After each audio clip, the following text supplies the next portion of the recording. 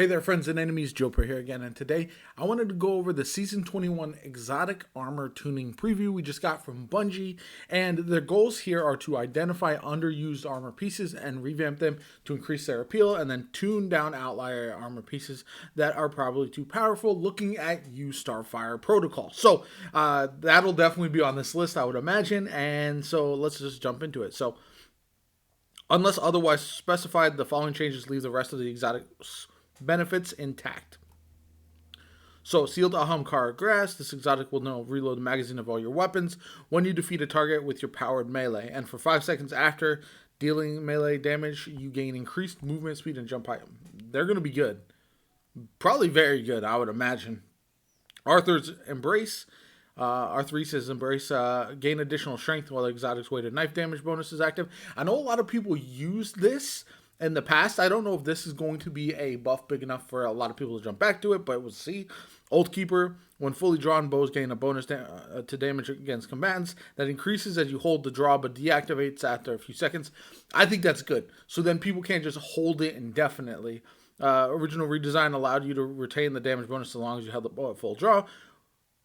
However, this resulted in some overly passive play. Yeah, exactly. Where players felt like the optimal play was to move slowly at full draw or hide behind cover indefinitely before popping out to shoot. It's true.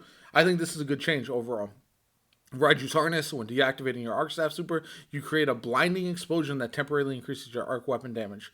However, blocking with Whirlwind Guard will no longer consume energy more slowly.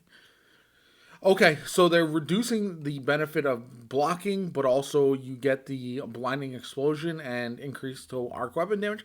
Could be nice. I don't know how viable that is really going to make it, but I think it's a good change to kind of make it feel more unique. Radiant Dance Machines kills while your free dodge is active. Extend the duration of free dodging.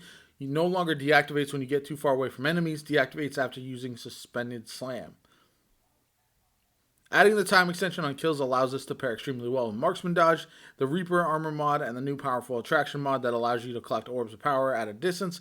During playtesting, players could have free dodges for long stretches, pulling down a large number of orbs. However, allowing it to continue to grant free suspending slams made it a little too easy to create an infinite orb generating machine without ever having to risk your own survival. Makes sense. I think Radiant Dance Machines as just like a orb generating thing could be really cool and provide a different type of playstyle, but we'll see how that actually works in practice. So, Stompies removed airborne effectiveness penalties. You only gain increased speed, slide distance, and improved jumping while your dodge energy is full. We want Stompies to have strong fantasy, but permanent uptime for opponent movement benefits that make targeting hunters in PvP very difficult on a controller.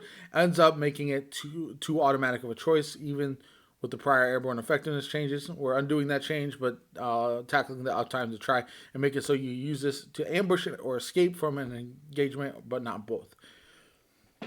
I know a lot of people are going to be upset about this, but they're always going to. I know people love the free movement and they want better movement in Destiny 2, but like, there's a balance there that I don't think a lot of people give enough credit for, and so people are going to be upset about this, but I think ultimately variety in exotic usage is better for me than just everybody using the same thing. That's what I personally want to see, and even though I know that's something of an unpopular opinion. Mask of Bacchus changed to use a 4-tier non-stacking weapon damage bonus, which behaves the same as non-stacking damage bonus provided by Surge mods. Damage bonus increased in PvE from 10 to 25% and now grants a 6% bonus to weapon damage in PvP. No longer stacks with Surge leg armor mods, but provides a larger bonus that can be achieved with 3 such mods equipped. Okay, I mean, that could be interesting. I think for DPS, going from 10 to 25 extra damage is pretty impressive. I don't know, again, all these Hunter exotics, I think you need to wait and see how they're going to perform before really saying they're going to be really good. Now, for the Titan, as a Titan main, I'm very excited about some of these changes. I know right here, Eternal Warrior is probably not going to be run because it's so ugly, but we'll see. Point Contact Brace, Lightning Strikes now. Jolt targets increase PvE damage per Lightning Bolt from 5 to 200. Massive. Being amplified now increases the damage of the Lightning Strikes by 50% instead of extending the range. You can see me as a point contact brace main. With some of the other changes, I feel like that's going to be very, very exciting. No backup plans. This is a complete rework. Replacing the old functionality entirely now provides a moderate benefit to airborne effectiveness and reload speed of shotgun. While you have a void overshield, shotgun deal additional damage, and shotgun final blows refresh your overshield. While using a void subclass, rapid shotgun final blows, or defeating a powerful enemy with a shotgun grants you a void overshield and kicks off your health regeneration. That sounds awesome. I'm not gonna lie, I never used no backup plans before, and now, like, just picturing using this with some exotics, right? Like conditional finality, the raid exotic could be phenomenal, especially because you get a bonus to, yeah, you get the overshield and kicks off your health regeneration, which is fire. Oh my god, that's gonna be crazy. So the Void Overshield too, getting the additional damage. You could almost have a permanent Void Overshield build with an insane shotgun, and it'll be tremendous. So I think that's really cool, and I'm in on that. Second chance, shield throw melee now weakens enemies. Stunning a barrier champion with shield throw grants a single full melee charge. I like this a lot. I know not everybody uses. I actually use this in the raid a lot for as a Void Titan, because you can generate those overshields pretty consistently with the shield throw, and you can stun overlord or a barrier champions pretty consistently as well. So I think this is a good change, and I can't wait to try it out. Stronghold, replace the healing by blocking shots precisely with significant damage reduction. Okay. While blocking with a sword. When you stop blocking, gain restoration ×2 with the duration that increases based on the number of shots you blocked. Okay, so now the damage reduction is massive, because I feel like a lot of times you would just get melted when you were blocking, even if you were healing. Because of that, the healing wasn't fast enough. So now getting the damage reduction hopefully will allow you to stay alive, and then you can start healing immediately after. So yeah, the original heal on perfect guard mechanic was swapped out to improve ease of use. Yeah, it was just too much. Like, it was so situational and hyper specific when you could use it. It wasn't effective. Eternal Warrior, rapid takedowns with arc weapon, granted escalating bonus to arc weapon damage.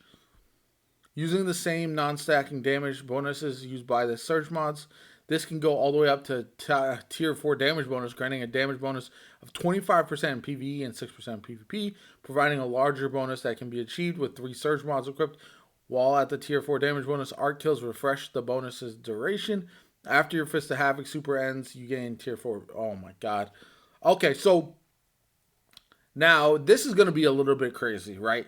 So you get the arc damage increase. So say I have on Eternal Warrior, I use my Fist of Havoc or something like that, and then I have an arc damage bonus, and I'm just shredding everybody. Like, you run Risk Runner, or you run PvE Trinity Ghoul, any kind of number of weapons could be phenomenal for this. So I think that's really good. I think for PvE, we're going to see that a lot, maybe even PvP as well, because the escalating bonus to arc weapon damage, rapid takedown sounds pretty interesting. Khepri's Horn, solar damage wave now scorches targets. Good. I think you'll see a rise of use potentially in this with the Strand Titan potentially. So change Path of Burning Steps, change to use the non-stacking weapon damage bonus is used by Surge mods. This can go all the way up to tier 4 damage bonus, granting damage bonus of 25% PvE, 26% in PvP, providing a larger bonus that can be achieved with 3 Surge mods equipped. While at the tier 4 damage bonus, solar kills refresh the bonus's duration. Becoming encased immediately grants you tier 4 bonus. Okay. I think, again, this is one that could be interesting, and not relying on those Surge mods all the time, and having being able to swap that out for something else could make this better than just the Surge mods by themselves. Dune Marchers reduce the range of the chain damage from 20 to 12 meters and PvP damage. Okay, that makes sense. This exotic sees a lot of use in PvP and not much in PvE, and these changes embrace that. Yeah, it was time. I think Dune Marchers are one of those exotics that has, for long periods of time, been the bane of existence to PvP players. So I'm not surprised we're seeing this reduced, and there's really no way to buff it in PvE without making it too strong in PvP, in my opinion.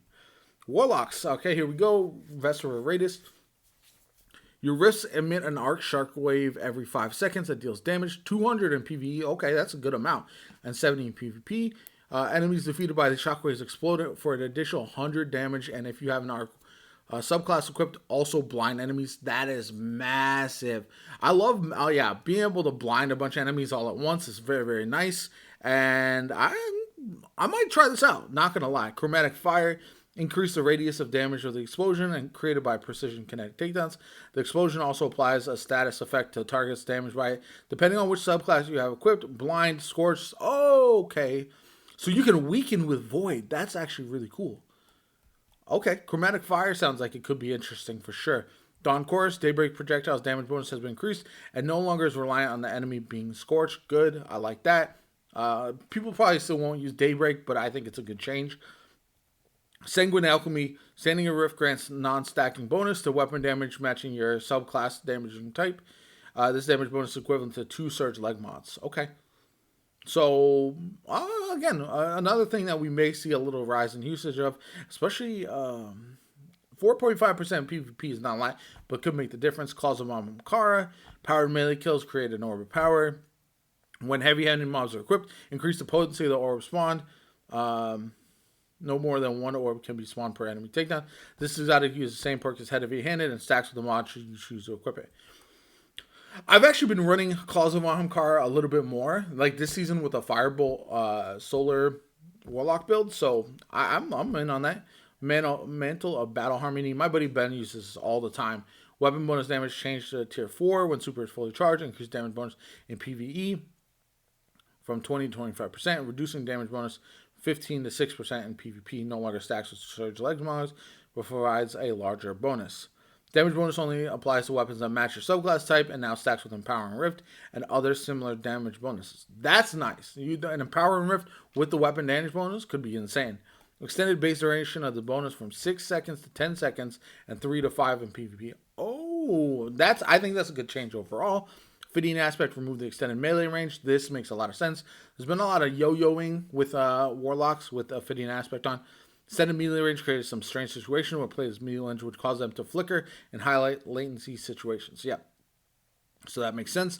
Prometheum Spur grants Rift energy for any solar weapon takedown, with more energy granted for solar weapon takedowns while still standing in a rift. Also, you now have to be standing in a rift when you get a final blow for the exotic to consume your class ability energy and create a rift at the target's location. Okay, could be interesting, but I still think it's a hit or miss type of thing. Starfire Protocol, reduce the energy gain per instance of damage from 20 to 2.5%. That's massive. And then empowered weapon kills now grant 20% energy. Grenade energy. Yeah, Starfire Protocol was just way too strong. And I think we're going to see a decline in usage of it, which is, I think, a good thing. I think there's other good options that can replace this and probably will. But I just want more diversity in builds and stuff like that, so I'm excited about that nerf. Overall, I think we're going to see some interesting changes overall. The ones I'm most excited to try out are Vesper of Radius for the Warlock. Eternal Warrior, maybe, for the contrary to what I was saying. But probably, honestly, no backup plans overall, I think, is the one I'm most excited about. Although Point Contact Brace also sounds kind of crazy. And then for the Hunter, maybe Radiant Dance Machines, I don't know. Mask of Backers probably is the top tier one for that. Anyway, let me know what you guys think. Are you excited about these changes? Are there any changes you think good, bad, and different to? My name is JoPa. Subscribe to the channel. Helps me out tremendously. Like the video. I hope you have a good one, and I'll catch you all later.